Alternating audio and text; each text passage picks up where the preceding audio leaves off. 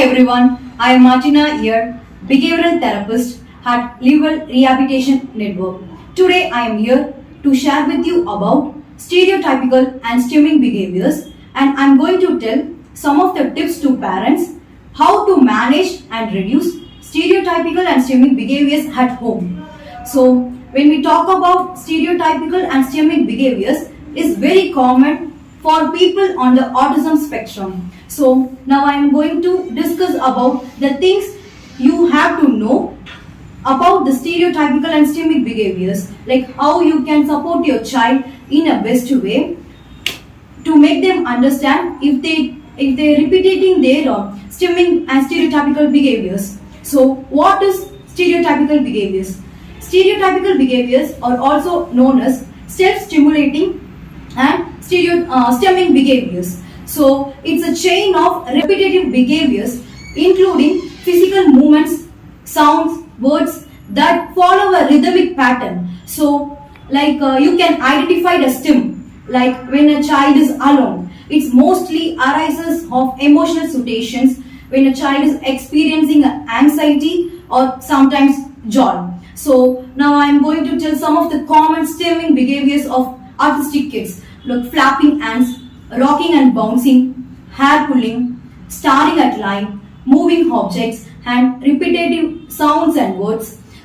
These are common stimming behaviors of autistic kids. So now I am going to tell the main thing of how to reduce and manage the stimming behaviors of some of those parental tips you can try at homes to reduce and manage their stimming behaviors at home. It will really helpful to reduce their behaviors. So we can have to check first how stimming is responding. Like stimming is responding to anxiety or stress or frustrated or not. Then stimming can as adverse the challenges also. It can reduce the ability to focus, and then chances of self-harm, then distracting others in the environment.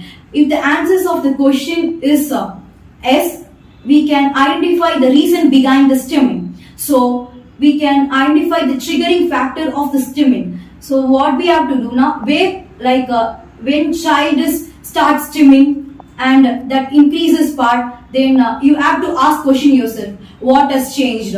Then what is triggering their behavior?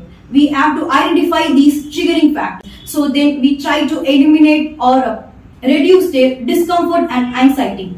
If stimming behavior is caused by stress, so we have to apply some of the calm down strategies as well, and we can help them to learn about the emotional regulation skills as well. When we talk about the common calm down strategies are, we can go with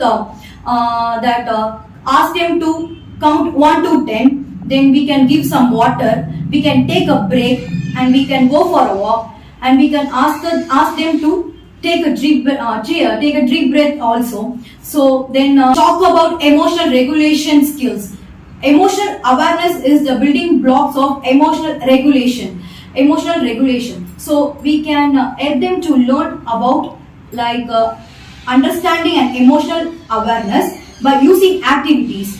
Then it will helpful to them to understand the emotional awareness by using the activities according to the understanding part and emotional recognition part. So then we can try to teach them more of self-control and self-soothing behaviors. It will gradually reduce the stimming behaviors also. So we can ask them to squeeze a stress ball. We can use like this. We can ask them to squeeze a stress ball. For example, instead of biting their nails, scratching and peeling their skin, we can ask them to squeeze the stress ball.